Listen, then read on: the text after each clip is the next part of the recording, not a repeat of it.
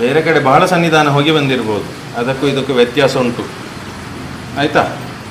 ಅಲ್ಲಿ ಕೂಡ ಹೀಗೆ ಹೇಳಿ ಬಂದಿರ್ಬೋದು, ಅದಕ್ಕೂ ಇದಕ್ಕೂ ವ್ಯತ್ಯಾಸ ಉಂಟು. ನನ್ನದನ್ನು ನೀನು ಸ್ವಪ್ನದಲ್ಲೂ ಊಹೆ ಮಾಡಿಕೊಳ್ಳಲಿಕ್ಕೆ ಸಾಧ್ಯ ಇಲ್ಲ. ನನ್ನ ಎದುರಿನಲ್ಲಿ ಒಮ್ಮೆ ವಾಕ್ಯ ಕೊಡ್ತೀಯಾ?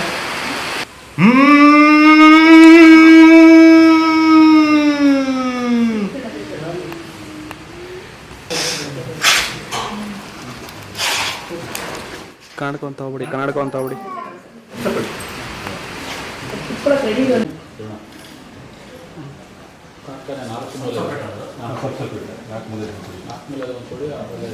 ಯಾರ ಅಪ್ಪಣೆಯಲ್ಲಿ ಬಂದೆ ಮತ್ತೆ ನಿಂತಲ್ಲಿ ಬರ್ಲಿಕ್ಕೇನು, ಆಮೇಲೆ ಕರಿತೀನಿ ನೀವು ಆಯ್ತಾ. ನೀನು ನಿಜವಾಗಿ ಬ್ರಹ್ಮರಾಕ್ಷಸೆ ಆಗಿದ್ರಿ, ಇದನ್ನು ಬಿಟ್ಟು ಹೋಗ್ತೀಯಾ? ನೀನು ನಿಜವಾಗಿ ಬ್ರಹ್ಮರಾಕ್ಷಸೆ ಆಗಿದ್ರಿ, ಇಲ್ಲಿಂದ ಬಿಟ್ಟು ಹೋಗು ನೋಡುವ. ನಿಜವಾಗಿ ಬ್ರಹ್ಮರಾಕ್ಷಸೆ ಆಗಿದ್ರೆ ಬಿಟ್ಟು ಹೋಗು ನೋಡುವ.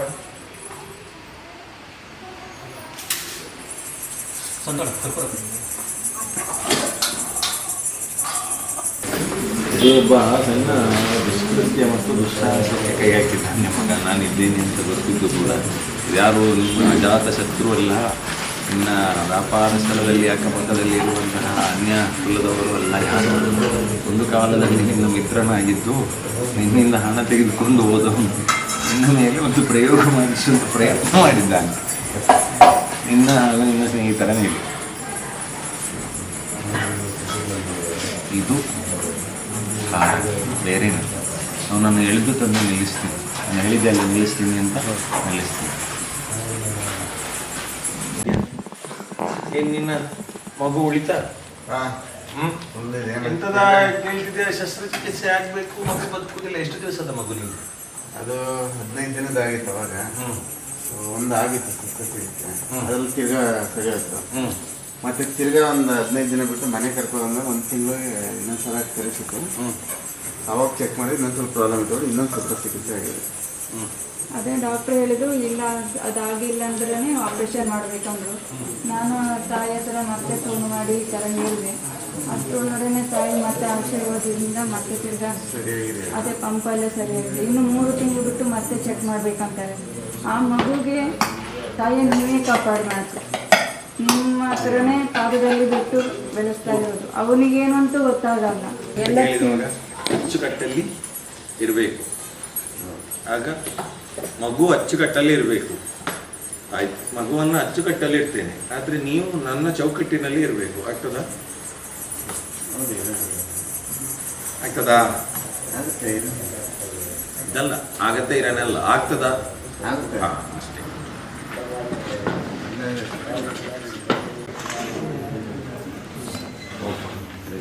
ಅಮ್ಮ ನನಗೆ ಮುಂದೆ ಹೇಳಿದ್ದೇನಲ್ಲ, ನೀನು ಪ್ರಾರಂಭ ಮಾಡುವ ನಿಷ್ಠೆಯಿಂದ ನಾನಿದ್ದೇನೆ ಅದಕ್ಕೆ. ನನ್ನಲ್ಲಿ ಒಂದು ಕೇಳಿದಾಗ ಒಂದನ್ನು ತರಿಸಿದರೆ ಏನೋ ಒಂದು ಕೊಟ್ಟರಲ್ಲ ಮತ್ತು ಇನ್ನೊಂದು ಕೇಳುವ ಎಂಬುದಾಗಿ ಆಗ್ತದೆ. ಮನುಷ್ಯನ ಸಹಜ ಆಗ್ತದ ಇಲ್ಲ. ನೀನು ನನ್ನಲ್ಲಿ ಏನು ಕೇಳ್ತೀಯ ನಾನು ಅದೇ ಮಾಡಿಕೊಡ್ತೀನಿ. ಸರಿ ಮಾಡಿ ಹೋಗಬಹುದು ಬೇಡವೋ ಬೇಡ, ಸರಿ ಆಗ್ತದಾ ಮಾಡಿಕೊಡ್ತೀಯಾ? ಇಲ್ಲ, ನೀನು ಮಾಡಿಕೊಡು ಹೇಳಿದರೆ ಮಾಡಿಕೊಡ್ತೀನಿ, ಇಲ್ಲ ಬೇಡ ಇದು ಮುಂದೆ ಹೀಗೆ ಇರುವುದು ಅಂತಾದರೆ ಬೇಡ. ಏನು ಬೇಕು? ಸರಿ, ನೀನು ಹೊರಭಾಗದಿಂದ ಕೆಲಸ ಮಾಡಿಕೊಂಡು ಗೃಹಕ್ಕೆ ಹೋಗ್ತೀಯಲ್ಲ, ಹೋದಾಗ ನಿನ್ನ ತಾಯಿ ಅವಳಿಗೆ ಸ್ವಲ್ಪ ಆರೋಗ್ಯ ಸರಿ ಇರುವುದಿಲ್ಲ, ಹೀಗೆ ಹಾಸಿಗೆಯಲ್ಲಿ ಮಲಗಿರ್ತಾಳೆ, ಅವಳು ನಿನಗೆ ಊಟ ಹಾಕೋದಿಲ್ಲ ಅವತ್ತಿನ ದಿವಸ. ಆಗ ಏನು ಮಾಡ್ತೀನಿ? ಅಮ್ಮ ಇಲ್ಲ ಅಂತ ಹೇಳ್ತೀಯ, ನೀನೇ ಹೋಗಿ ಬಡಿಸ್ಕೊಂಡು ಊಟ ಮಾಡ್ತೀಯ. ಉತ್ತರ ಕೊಡು. ನೀನೇ ಹೋಗಿ ಊಟ ಮಾಡಿ. ಹಾಗಂತ ನಿನ್ನ ಮನೆಯಲ್ಲಿ ಅಮ್ಮ ಇಲ್ಲ ಅಂತ ಲೆಕ್ಕನ? ಅವಳು ಮಲಗಿದ್ದಾಳೆ ಅಂತ ಲೆಕ್ಕ, ಅವಳಿಗೆ ಏನು ಕೂಡುದಿಲ್ಲ ಅಂತ ಅರ್ಥ. ಹಾಗೆ ದೇವರ ವಿಚಾರದಲ್ಲಿ ಯಾಕೆ ಆಲೋಚನೆ ಮಾಡೋದಿಲ್ಲ? ಮಗ, ಇದು ಸತ್ಯಯುಗ ಅಲ್ಲ, ತ್ರೇತಾಯುಗ ಅಲ್ಲ, ದ್ವಾಪರ ಯುಗ ಅಲ್ಲ. ಇದು ಯಾವುದು? ಅಕ್ಕಪಕ್ಕದವರಿಂದ ಎಲ್ಲದರಲ್ಲಿ ಸೇರಿಕೊಂಡು ಮಾಟ ಎಂಬುವಂತ ಕೂಪದಲ್ಲಿ ಬಿದ್ದು ಒದ್ದಾಡ್ತಾ ಇದೀಯ.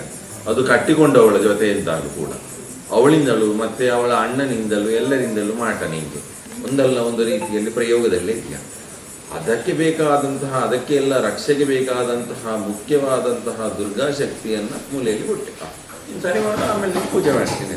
ಅಲ್ಲಿ ಅವಳಿಗೆ ಶಕ್ತಿ ಎಲ್ಲ ಹೋಗಲಿ, ನಿನ್ನ ಸಮಸ್ಯೆ ಹೆಚ್ಚಾಗಲಿ. ಆಮೇಲೆ ನನಗೆ ಯಾವುದು ದೈವ ಇಲ್ಲ, ದೇವರಿಲ್ಲ. ಆ ಮೂಲೆಯಲ್ಲಿ ಇದ್ದಂಥ ನಾಗ ಅಲ್ಲೇ ಉಂಟು, ಆ ಮೂಲೆಯಲ್ಲಿ ಇದ್ದಂಥ ಭೂತ ಅಲ್ಲೇ ಉಂಟು, ಹಿಂಭಾಗದಲ್ಲಿ ಇರುವಂತಹ ನಾಗ ಅಲ್ಲೇ ಉಂಟು, ಎಲ್ಲ ಅಲ್ಲೇ ಉಂಟು, ಎಲ್ಲ ಉಂಟು ನಿನ್ನ ಹತ್ರ, ಎಲ್ಲ ಅಲ್ಲೇ ಉಂಟು.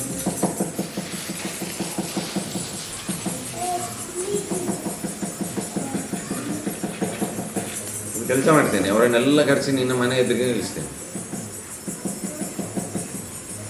ನಮ್ದು ಸರಿಯಾಗಲಿ ಎಲ್ಲದಕ್ಕೂ ವ್ಯವಸ್ಥೆ ಮಾಡಿ. ಇಲ್ಲ ಇಲ್ಲ, ನಿನ್ನ ಮಾತಿಗೆ ನಾನು ಒಪ್ಪೋದಿಲ್ಲ.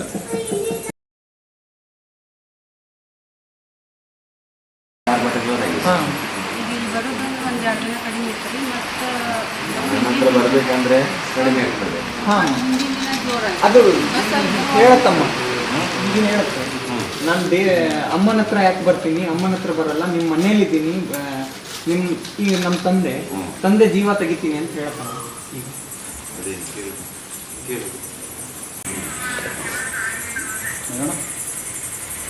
ಇಬ್ಬರು ಹೋಗಿ ಅವರು ಹೋಗ್ತಾರೆ. ಬಸ್ನಲ್ಲಿ ಬರುವಾಗ ಪ್ರಯಾಣ ಮಾಡ್ತಿದ್ದಾಗೂ ಆಗ್ತಾ ಇತ್ತು, ಜೀವ ತೆಗಿತೀನಿ ಅಂತ ಹೆದರಿಸ್ತದೆ. ನನ್ನ ಮುಂದೆ ಬರಲ್ಲ ಅಂತ ಹೇಳಿ. ಬರಲ್ಲ ಅಂತ ಹೇಳಿದೆ. ಆಮೇಲೆ ನೀವು ಯಾವುದೇ ಕ್ಷೇತ್ರಕ್ಕೆ ಹೋದ್ರು, ಎಷ್ಟೇ ಶಕ್ತಿ ಇರೋ ಕ್ಷೇತ್ರಕ್ಕೆ ಹೋದ್ರು ನಿಮ್ಮ ಆಟ ನಡೆಸ್ಕೊಡಲ್ಲ ಅಂತ ಹೇಳ್ತಾನೆ. ನಿಮ್ಮ ಹೆಸರು ಹೇಳಿದೆ, ಅಮ್ಮನ ಹೆಸರು ಹೇಳಿದೆ, ಅಮ್ಮನ ಮುಂದೆ ಯಾಕೆ ಬರಲ್ಲ ಅಂತ. ಅಮ್ಮನ ಮುಂದೆ ಬರಲ್ಲ, ಆದ್ರೆ ನಿಮ್ಮ ಮನೇಲಿ ಸಮಸ್ಯೆ ಮಾಡ್ತೀನಿ ನಿಮಗೆ. ನೀವು ಆ ಮನೆ ಆಸ್ತಿ ಎಲ್ಲ ಬಿಟ್ಕೊಡು ಅಂತ ಹೇಳ್ತದಮ್ಮ. ಆಸ್ತಿ ಎಲ್ಲ ಬಿಟ್ಕೊಡ್ತೀವಿ, ಆದ್ರೂ ನಮ್ಮನ್ನು ಬಿಡ್ತೀಯ ಅಂದ್ರೆ ಇಲ್ಲ, ನೀವು ಸರಿಯಾಗಿ ಬದುಕಬಾರ್ದು, ಬೀದಿಗೆ ಬರಬೇಕು ಅಂತ ಹೇಳ್ತಾನೆ. ಅಪ್ಪ ಮೂಡುಬಿದ್ರೆಯಲ್ಲಿ ಕೆಲಸ ಮಾಡ್ತಾರೆ, ನಾವು ಹುಬ್ಬಳ್ಳಿಯಲ್ಲಿ ಇದ್ದೀವಮ್ಮ. ಅವ್ರಿಗೆ ಮನೆಗೆ ಬರಕ್ ಮನಸ್ಸಾಗಲ್ಲ. ತಾಯಿ ತಂದೆ ಜೊತೆ ಇರ್ತೀವಿ, ಒಂದು ಸಲ ಕರ್ಕೊಂಡ್ಬಂದಿದ್ದೀವಿ ನಮ್ಮ ತಾಯಿಗೆ ತಾಯಿ.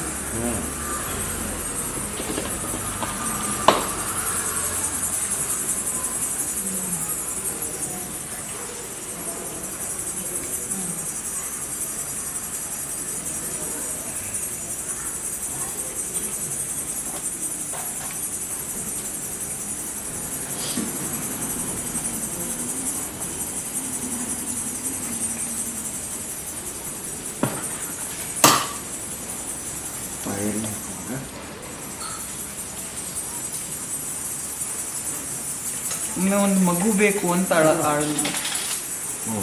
ಅಳತ್ತಮ್ಮ. ಒಂದು ಮಗು ಬೇಕು, ನಂದೊಂದು ಮಗು ಇದೆ, ಹಾಲು ಕುಡಿಸೋ ಮಗು, ಚಿಕ್ಕದು, ಅದು ಬೇಕು, ನಾನು ಅದಕ್ಕೆ ಈ ದೇಹನ ಕರ್ಕೊಂಡು ಹೋಗ್ತೀನಿ ಅಂತ ಅನ್ನತ್ತೆ. ಹಾಗಾದ್ರೆ ಆ ಮಗು ಎಲ್ಲಿದೆ ಹೇಳು ಅಂದ್ರೆ ಅದಕ್ಕೂ ಉತ್ತರ ಇಲ್ಲ, ಯಾವುದಕ್ಕೂ ಸರಿಯಾಗಿ ಉತ್ತರ ಮನೇಲಿ ಯಾರೋ ಓಡಾಡಿದಾಗ ಹೆಜ್ಜೆ ಸದ್ದು ಕೇಳಿಸತ್ತಮ್ಮ, ನಂಗೂ ಕೇಳಿಸಿದೆ. ಈಗೀಗ 2 ದಿವಸದಿಂದ ನಿಂಗೆ ಎತ್ತೀವಿ ಬಗ್ದಂಗೆ ಲಾಸ್ಟಲ್ಲಿ ಬಂದಾಗ ನೀವು ಮನೆಯವ್ರ ಮೇಲೆ ಮಾಡಿದ್ದನ್ನು ನೀವು ತಿರುಗಿಸಾರು ಅಂತ ಹೇಳಿದ್ರಮ್ಮ.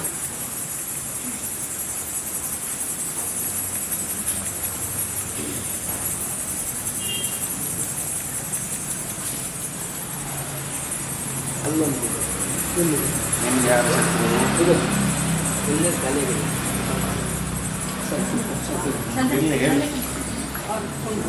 ಅವ್ರಿಗೆ ಬೆನ್ನಿಗೆ ನೋವಾಗಿದೆ, ಕೂತ್ಕೊಳ್ಳೋಕೆ ಬರೋದಿಲ್ಲ ಸರಿಯಾಗಿ. ಸೇರ್ಬೇಕಾ? ಎಲ್ಲ ನಮ್ಮವರೇ. ಸುಮ್ಮನೆ ನಾವು ಆ ಮನೆ ಬಿಟ್ಟು ಹೋಗ್ಬಿಡೋದು, ನಮ್ಗೆ ಆ ಮನೆ ಇರೋದ್ರಿಂದ ಸಮಸ್ಯೆ ಮಾಡ್ತಾ. ನಾವು ಊರು ಬಿಟ್ಟು ಹೋಗಿರ್ತೀವಮ್ಮ, 2 ಸರಿ ಊರು ಬಿಟ್ಟು ಹೋದ್ರು ಮತ್ತೆ ಅದೇ ಮನೆಗೆ ಬರೋಂಗಾಗತ್ತದ. ಯಾಕೆ ಹಂಗಾಗತ್ತೆ ಗೊತ್ತಿಲ್ಲ. 3 ಸರಿ ಹೋದ್ವಿ. ಉಜ್ಜರೆಗಂತ ಹೋಗಿ ಅಲ್ಲಿ ವಿದ್ಯಾಭ್ಯಾಸಕ್ಕಂತ ಹೋದೆ, ಅಲ್ಲೂ ವಿದ್ಯಾಭ್ಯಾಸ ಮಾಡಿಸ್ಕೊಡ್ಲಿಲ್ಲ. ಅಲ್ಲೂ 1 ವರ್ಷ ಹಿಂದೆ ಉಳಿತಮ್ಮ, ವಿದ್ಯಾಭ್ಯಾಸ ಆಗ್ಲೇ ಇಲ್ಲ ನನಗೆ. ಈಗ ಮತ್ತೆ ಈಗ ಬಂದಿದ್ದೀವಿ. ಜೀವನಾನು ಮಾಡಿಕೊಡಲ್ಲ, ದುಡ್ಡು ಈಗ 25 ವರ್ಷ ಪಗಾರ ಬಂದ್ರು ಬೇರೆ ಕಡೆ ದುಡ್ಡು ಇಟ್ಕೊಂಡು ಬಂದಾರ. ಒಬ್ಬ ತಾಂತ್ರಿಕರ ಹತ್ರ ಹೋದ್ವಿ, ಸರಿ ಮಾಡ್ಕೊಡ್ತೀವಿ ಅಂತ ಹೇಳಿದ್ರು. ಅಲ್ಲಿ ನಮಗೆ 1 ಲಕ್ಷದ ಅಷ್ಟು ನಷ್ಟನೇ ಆಯ್ತು ಹೊರತು ಬೇರೆ 2 ಲಕ್ಷ ಮೇಲೆ ಸಾಲ ಆಯ್ತು. ಮಾಡಿ 9 ತಿಂಗಳು ಆಯ್ತು ಸ್ಟಾರ್ಟ್ ಆಗಿ. ರಾತ್ರಿ 2 ಗಂಟೆ 3 ಗಂಟೆವರೆಗೂ ಎಚ್ಚರನೇ ಇರೋದಮ್ಮ, ನಿದ್ದೆನೇ ಮಾಡಕ್ ಬಿಡೋದೇ ಇಲ್ಲ. ಅದು ನಗೋದು, ಆರ್ಭಟ ಮಾಡೋದು, ಜೋರಾಗಿ ಕಿರ್ಚೋದು. ನೀವೇ ಪರಿಹಾರ ಕೊಡ್ಬೇಕಮ್ಮ, ನಿನ್ನೆ ನಮ್ಗೆ ಬಂದಿದ್ದೀವಿ.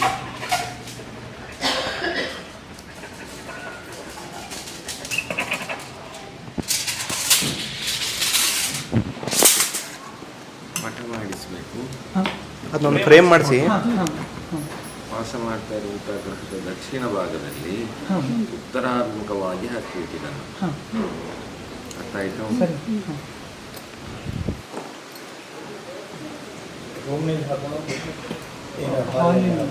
ಅಂದ್ರೆ ಮನೆ ಪಡಸಾಲೆಯಲ್ಲಿ ಹಾಕೋದಾ ಅಥವಾ ಶಯನಗೃಹ ಎಲ್ಲಿಯಾದ್ರೂ ತೊಂದರೆ.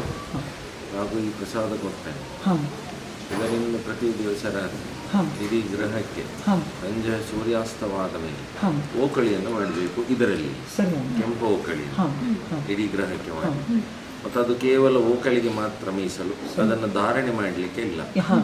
ಎಲ್ಲ ಸರಿ ಇದೆ ಅಂತ ಹೇಳ್ತಾರೆ, ಮತ್ತೆ ಯಾಕೆ ಹಿಂಗೆ ಆಡ್ತಾರೆ ಅಂತ ಅರ್ಥ ಆಗ್ತಿಲ್ಲ. ಏನಿದು ಅಂತಾನೆ ಅರ್ಥ ಆಗ್ತಿಲ್ಲ.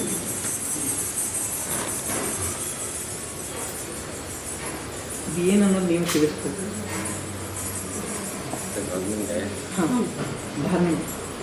ಬೆಂಗಳೂರಲ್ಲಿ ಪೂಜೆ ಮಾಡಿಸಿದೆ, ನನಗೆ ಕಾಲೇಜ್ ಇವ್ರನ್ನೇ ಕಳಿಸಿ. ಇವತ್ತು ಅಗ್ದಿ ಹೇಳ್ಕೊಂಡು ಬಂದಾರ್ರಿ, ಜನ ಕೊಡಂಗಿಲ್ಲ ಹೋಗಿ. ನಾವು ಎಲ್ಲಿ ಹೋದ್ರು ನಾವು ತಾಯಿ ಮಗಕ್ಕೆ ಹೋಗೋದು. ಖುಷಿ ಅಂತ ಹೇಳ್ಬೇಕು, ಹಾಗೆ ಹೇಳಿ. ಉತ್ತರ ಅಷ್ಟೇ ಇರ್ಬೇಕಾಯ್ತು. ಅಷ್ಟೇ. ನಿಮಗೆ ನಿಮ್ಮ ಹೆಸರು ಹೇಳಿದ ತಕ್ಷಣ ಧಾರಣೆ ಮಾಡ್ತೀವಿ, ಶಾಂತಿ ಆಗತ್ತೆ.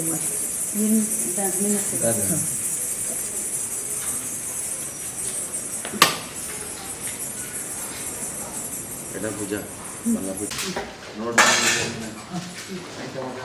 ನಾನಿದ್ದೇನೆ ಯೋಚನೆ ಮಾಡ್ತೀನಿ.